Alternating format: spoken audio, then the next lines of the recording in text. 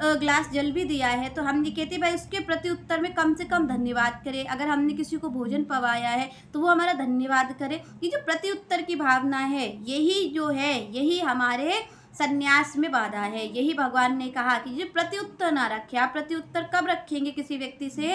जब आप ये सोचेंगे कि ये कर्म मैंने किया है और मेरी प्रसन्नता के लिए मैंने ये कर्म किया है। तो जब आप भगवान की ओर सन्मुख होकर के कर्म करते हैं तो फिर आपको प्रत्युत्तर की आकांक्षा नहीं रहती। तब ये नहीं रहता कि कोई व्यक्ति आपको गाली दे रहा है या आपका धन्यवाद कर रहा है। आपका एक समान व्यवहार होता है। तो श्री कृष्ण ने कहा भाई कर्म तो करते रहना है, सारा कर्म करना है, पर यहाँ पर त्याग जो है वो अपनत्व का त्याग करना है। ये जो स्वार्थ बुद्धि है इसका त्याग करना है कि भाई ये कर्म मेरा है। हमें ये ध्यान रखना है कि श्री कृष्ण के लिए हम कर्म कर रहे हैं। तो श्री कृष्ण कहते ऐसा संन्यास होता है भक्ति योग में। आगे श्री कृष्ण कहते भाई योग कैसा होता है? तो यहाँ पर भगवान ने कहा भाई कौन सा योग करना है भक्ति में? यहाँ पर श्री कृष्ण कहते अनन्येव योगेन। यहाँ पर भगवान ने कहा योग तो करना है पर अनन्य होना है। यहाँ पर योग क्या है? वहाँ का योग सारी इंद्रियों को एकाग्र करना है, नासिका के अग्रभाग पर दृष्टि रख के आपको ध्यान लगाना है। पर श्री कृष्ण का भाई यहाँ क्या करना है? यहाँ पर श्री कृष्ण कहते अनन्य होना है। यहाँ पर ये जो आपको करना है तो भगवान कहते हैं वो अनन्य भाव लाना है अपने अंदर। क्योंकि यहाँ पर कहा तुलसी बाबा ने कि सबके ममता ताग बटोरी, मम पद मन ही बांध बर डोरी। तो यहाँ पर जो भगवान ने कहा है कि चारों ओर जो मन बिखरा हुआ है, श्री कृष्ण कहते हैं यहाँ पर एकाग्र करना है मन को, पूरे अपने मन चित्त को श्री कृष्ण कहते केवल मेरे चरणों में अर्पित कर देना है और तभी आपके कर्म अर्पित होंगे। जब आप श्री कृष्ण को अपना मानोगे, अनन्य भक्ति होगी। यहाँ पर श्री कृष्ण ने इसीलिए कहा कि भाई अनन्य आपके जीवन में, आपके मन में, तो श्री कृष्ण कहते कोई और नहीं रहना चाहिए। यहाँ पर भगवान ने बड़े स्पष्ट शब्दों में कहा अनन्य। और ये चीज़ भगवान हर आप देखेंगे कि श्लोक में बार बार इस चीज़ को कह रहे हैं कि भाई मेरी भक्ति करनी है पर अनन्य होकर करनी है। बार बार यहाँ पर श्री कृष्ण इसी बात को कह रहे हैं। क्योंकि आप और हम क्या करते हैं? आप और हम ये करते हैं कि भाई थोड़ी सी पूजा इसकी कर ली, थोड़ी सी पूजा उसकी कर ली। पर यहाँ पर श्री कृष्ण ने जब भी अपनी बात कही है, श्री कृष्ण अपनी भक्ति की जब चर्चा कर रहे हैं तो वो अनन्य की ही चर्चा कर रहे हैं। क्योंकि यहाँ पर भगवान ने कहा कि भाई मेरी भक्ति तो अनन्य होकर के ही की जा सकती। आप ये मत सोचो कि श्री कृष्ण को आप थोड़ा सा मन दे दोगे उनका काम चल जाएगा। श्री कृष्ण ने कहा भाई अगर मैं जीवन में आऊँगा, अगर वास्तविक में आप अपना उद्धार चाहते हो, श्री कृष्ण कहते भाई ऐसा योग तो साधना पड़ेगा। पहला तो संन्यास लेना पड़ेगा। कैसा संन्यास? कर्मों को अर्पित करने का संन्यास। और श्री कृष्ण कहते दूसरा योग कौन सा साधना है? क्योंकि आप देखिए कि बिना तप के, बिना योग के, बिना ध्यान के तो श्री कृष्ण किसी को नहीं मिलते। पर यहाँ पर सगुण भक्ति में जो ध्यान है, जो योग है, तो श्री कृष्ण का भाई योग अनन्य होने का ही है। आपका जो मन है वो सतत श्री कृष्ण का ही चिंतन करे। आपका जो कर्म है वो श्री कृष्ण के ही लिए हो।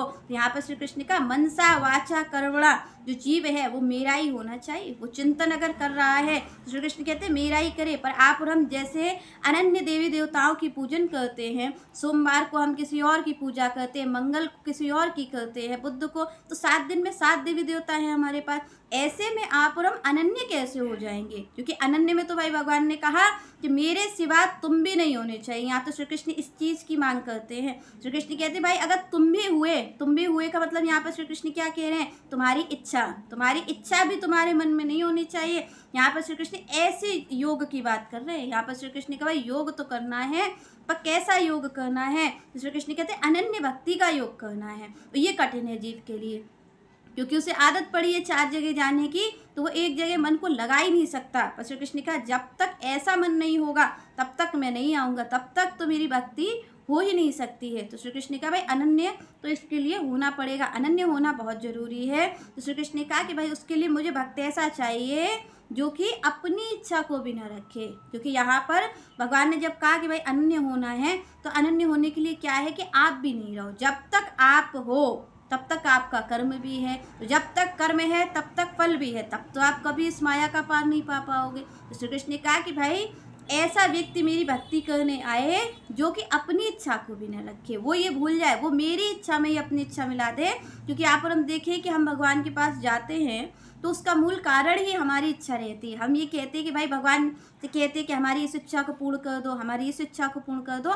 पर भगवान ने जो योग मांगा अपनी प्राप्ति के लिए, इस माया से पार कराने के लिए, श्री कृष्ण ने कहा मैं करवा तो दूंगा, क्योंकि आप देखिए कि जो एक नाविक होता है वो आपको नदी पार तो करवा देता है, पर इसके बदले वो कुछ मांगता भी है। तो श्री कृष्ण ने कहा भाई मैं भी आपको केवट की तरीके पार तो करवा रहा हूँ, पर यहाँ पर श्री कृष्ण कहते हैं इसके बदले में मुझे ये सब कुछ चाहिए। मुझे पहला संन्यास चाहिए कर्मों का, और श्री कृष्ण कहते दूसरी चीज योग चाहिए अनन्य भक्ति का। तो श्री कृष्ण का जब कोई ऐसा हो, कोई अनन्य हो जिसकी अपनी इच्छा भी ना रह गई हो, क्योंकि आप और हम जैसे इच्छा लेकर के जाते हैं, तो श्री कृष्ण ने कहा कि भाई मेरा भक्त अगर कोई बनना चाहता है तो वो अपनी इच्छा को छोड़ दे। वो ये छोड़ दे कि ऐसा श्री कृष्ण से कहे कि ऐसा कर दो वैसा कर दो। श्री कृष्ण कहते हैं मैं ऐसा वैसा नहीं करता हूँ, मुझे जो भाता है मैं तो वो करता हूँ उसके जीवन में। अगर किसी के पास ऐसा भाव है कि वो श्री कृष्ण पे ही अर्पित होना चाहता है, वो चाहता है अब मेरी कोई इच्छा नहीं है, श्री कृष्ण कहते तब वो इस मार्ग पर आए, तब वो इस भक्ति को करे। क्योंकि ऐसा योग श्री कृष्ण ने कहा ये तो बिल्कुल अति आवश्यक है। भगवान ने कहा इसके बगैर तो काम बनेगा ही नहीं, ऐसी भक्ति चाहिए। आगे श्री कृष्ण कहते ध्यान कैसा लगाना है, तो श्री कृष्ण आगे कहते हैं माँ ध्यानंत उपासते। भगवान ने कहा ऐसी अनन्य भक्ति से। यहाँ पर भगवान कहते हैं कि भाई क्या करना है उसे, कि अनन्य भक्ति करनी है। पहली बात तो पूरा पूरा मनसा वाचा कर्मणा, श्री कृष्ण कहते हैं मेरा हो जाना है, मन से चिंतन भी सतत मेरा हो। और श्री कृष्ण कहते हैं जो उसका कर्म हो वो कर्म में भी मैं ही होना चाहिए। अगर वो कर रहा है कर्म, तो यहाँ पर श्री कृष्ण ने इसीलिए कहा कि मैं कर्मों को रोकता नहीं हूँ, कर्म तो करना है। पर श्री कृष्ण कहते हैं वो कर्म किसकी प्रसन्नता के लिए हो, मेरी प्रसन्नता के लिए हो। तो आगे श्री कृष्ण ने कहा कि यहाँ पर वचन से भी, वो नाम भी अगर ले रहा है तो मेरा ही ले। श्री कृष्ण कहते हैं ऐसा नहीं कि वो किसी और का गान गा रहा है। यहाँ पर श्री कृष्ण कहते हैं कि उसको जब वो मनसा वाचा कर्मणा ऐसे योग को साधेगा, तो श्री कृष्ण कहते हैं फिर निश्चित रूप से जब वो ऐसा होगा तो श्री कृष्ण कहते हैं उसके बाद जब वो ध्यान लगाएगा, मेरा ध्यान लगाने को भगवान ने कहा जब मन एकाग्र हो जाएगा श्री कृष्ण में, तो श्री कृष्ण कहते हैं जब आप उनका तब नाम जप करोगे। क्योंकि आप देखिए तो जो गुरुजन हैं वो आपको मंत्र प्रदान करते हैं, तो मंत्र प्रदान करते हैं तो प्रदान करके क्या होता है कि आप नाम जप करते हैं। तो यहाँ पर श्री कृष्ण का भाई ध्यान योग भी करना है, संन्यास भी लेना है, योग भी साधना है और ध्यान भी करना है। तो श्री कृष्ण कहते हैं कब ध्यान लगेगा, कब उस भजन में आप निश्चित रूप से भजन कर पाओगे, सच्चा भजन कर पाओगे।